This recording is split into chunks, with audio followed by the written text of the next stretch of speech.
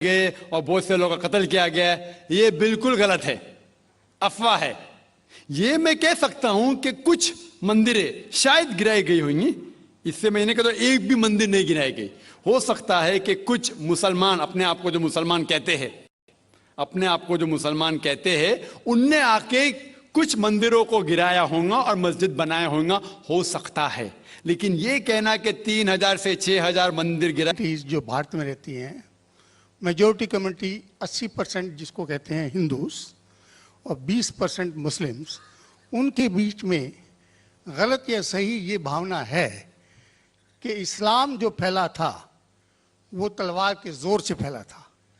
Historical fact है या ये मिथ है कह नहीं सकते, लेकिन क्या ये सच है कि 3000 से 6000 तक हिंदू मंदिरों को गिरा के मस्जिद में बदला गया? क्या ये सच है कि स्पेशली औरंगज़ेब के वक्त में हज़ारों लाखों हिंदुओं को ज़बरदस्ती उनके जनेऊ काट के उनको मजबूर किया गया कि वो मुसलमान बने?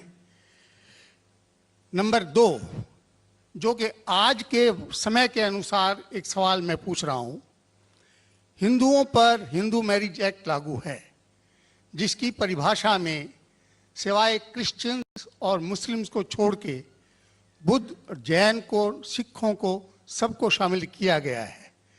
क्या मुसलमानों का ये कहना नहीं बनता कि आप सबको शामिल करते हैं हिंदू मैरिज एक्ट में, इसका नाम बदल के एक ऐसा एक्ट बनाया जाए जो सब पे लागू हो, या इसके अल्टरनेटिवली एक यूनिफॉर्म सिविल कोड जो दोनों धर्मों के अच्छे टेनेट्स को शामिल करे, उसको लागू किया जाए? एक चीज़ मैं ये समझता हूँ कि मुस्लिम लॉ में जो विल है, जिसके अंदर ये लिखा है कि 1/3 से ज़्यादा कोई विल नहीं कर सकेगा, इसका मैं इनकॉर्पोरेशन अगर यूनिफॉर्म सिविल कोड बनता है तो मैं चाहूँगा कि वो हिंदुओं पे भी लागू हो। ये नहीं है कि हिंदू मैरिज एक्ट को अगर इंडियन मैरिज एक्ट में बदला जाए तो मुसलमानों पे लागू हो और हिंदुओं पे कोई चीज़ ना आए। मुझे इस्लाम में ये चीज़ बहुत अच्छी लगी। ऐसे ही कोई यूनिफॉर्म सिविल कोड के लिए ये मुस्लिम आगे क्यों नहीं आ रहे, इसकी वजह मुझे बताई जाए। भाई साहब ने 3 सवाल पूछे एक सवाल में। पहला सवाल कि हिस्ट्री से पता चलता है कि इस्लाम तलवार के जोर पे फैला कि नहीं, लेकिन ये मुझसे पूछ रहे क्या ये हकीकत नहीं है कि 3000 से ज़्यादा मंदिरें गिराई गई थी और मस्जिद बनाए गए और बहुत से लोगों का कत्ल किया गया?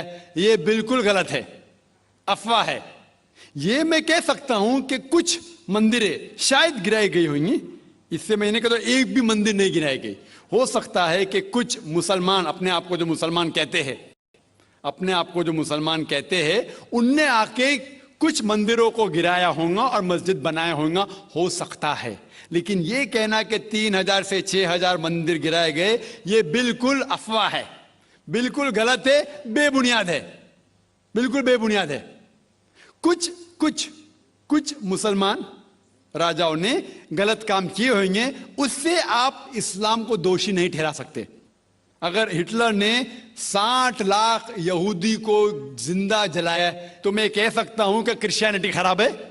बिल्कुल बेबुनियाद है, वो हिटलर ने किया, बाइबल में तो ही लिखा है कि जलाना चाहिए। इसी तरीके से ये खाली अफवाह है। कुछ मंदिरों को शायद गिराया गया होगा, मैं ये नहीं कहता कि नहीं गिराया गया, लेकिन उसको छोटी चीज को लेके उछाला जाता है मीडिया में और किताबें लिखी जाती है। आप देखो टीपू सुल्तान के खिलाफ आ गए। आज भी आप जाएंगे मैसूर के अंदर, उसके आजू बाजू आप देखेंगे तो टीपू सुल्तान के जो आंगन के अंदर है उसके अंदर मंदिर है।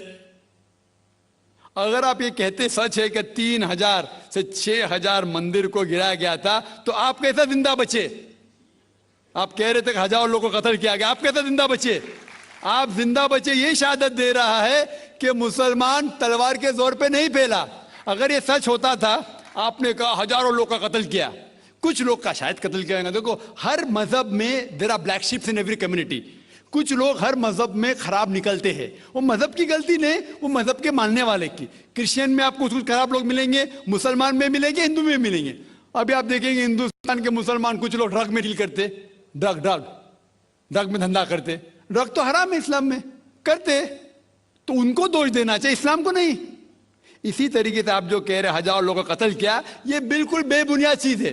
कुछ लोग का शायद किया होगा, और ये ही सबूत है। मैंने मेरी तकरीर में कहा कि 80% से ज्यादा गैर मुस्लिम हिंदुस्तान में हैं। ये शहादत दे रहे हैं कि इस्लाम तलवार के जोर पे नहीं फैला। आप लोग को क्यों छोड़ा उन लोग ने? आप उनके रिश्तेदार तो नहीं थे ना, आपको क्यों छोड़ा? 800 मिलियन, 80 करोड़ गैर मुस्लिम को छोड़ा क्यों उनने? क्यों छोड़ा? अगर दमी था हुकूमत की 1000 साल, सब लोग को मुस्लिम बनाते थे। इससे यह जाहिर होता है कि इस्लाम तलवार के बलबूते पे नहीं फैला। कई लोग, कई गैर मुस्लिम इस्लाम से मुतासिर होके उन्होंने इस्लाम कबूल किया। तो यह कहना बिल्कुल गलत है। आपका दूसरा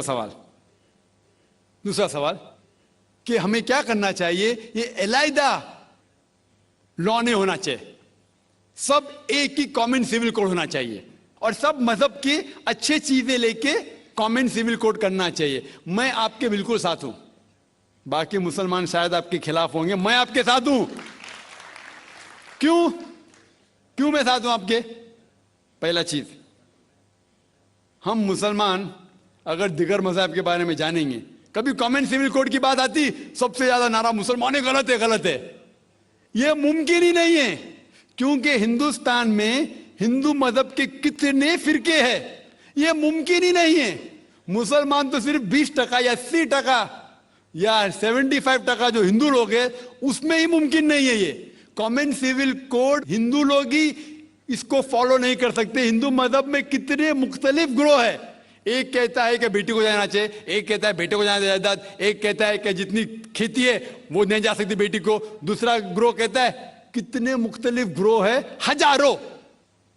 यह मुमकिन ही नहीं है पास होना, मुमकिन ही नहीं। मैं कहता हूं यह अफसोस की बात है कि हम मुसलमान जानते ही नहीं, हमको आवाज करने की जरूरत ही नहीं है। ये खाली हमें छेड़ रहे हैं। क्या कर रहे? छेड़ रहे हैं और हम उकसा जाते। Point number 1। पॉइंट नंबर 2, मान लो आप लोग कबूल करते हैं कि कॉमन सिविल कोड होना चाहिए। आपने क्या कहा कि सारे धर्मों के अच्छी बात को लेना चाहिए। बिल्कुल सही। मेरा पहला सवाल, आप इस्लाम में एक चीज बताओ जो इंसानियत के खिलाफ है, तो हम निकाल देंगे उसको।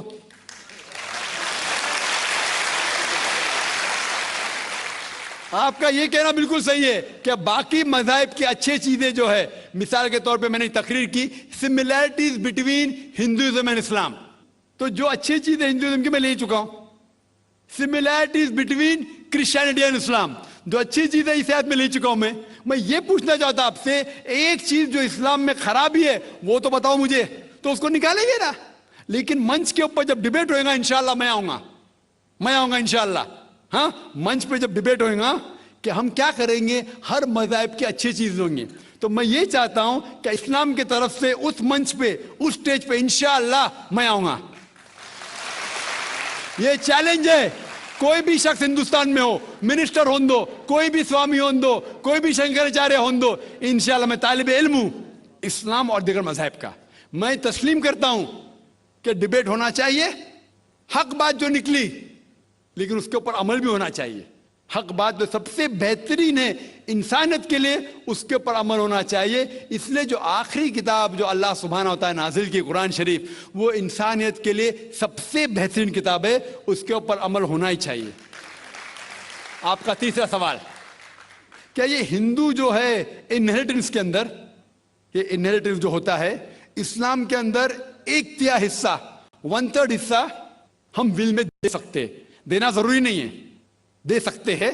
इस्लाम के जो विल के अंदर जो आता है इनहेरिटेंस, वो कुरान की आयत है सूरह निसा की सूरह नंबर 4 आयत नंबर 11, 12 और 176। उसमें कहा गया है कि जो भी आपकी जायदाद है, अल्लाह सुब्हान ताला कह चुका है कि आपके बेटे को बेटियों से डबल मिलेगा। आगे लिखा गया है आपके वालिदैन को 1/6 मिलेगा। सिर्फ अगर बच्चे हैं तो वालिद वालदा को दोनों को 1/6, अगर बच्चे नहीं है तो वालदा का 1/3। आगे बढ़ती आयत नंबर 12 पे लिखा है कि आपकी बीवियां जो आपके लिए छोड़ेंगी, अगर बच्चे नहीं आपको आधा मिलेगा, बच्चे हैं तो 1/4 मिलेगा। आप जो आपके बीवियां के लिए छोड़ते हैं, बच्चे नहीं तो उनको मिलेगा 1/4, 1/4। बच्चे हैं तो 1/8, 1/8। ये डिफिकल्ट है याद रखना, आप जाके रेफरेंस देख सकते हैं, सूरह निसा सूरा नंबर 4 आयत नंबर 11 से 12। और इसके बाद अगर आप किसको विल करना चाहते हैं अपनी जायदाद, मैक्सिमम 1/3, लेकिन ये विल जो करेंगे आप, ये इन लोगों में से नहीं होना चाहिए।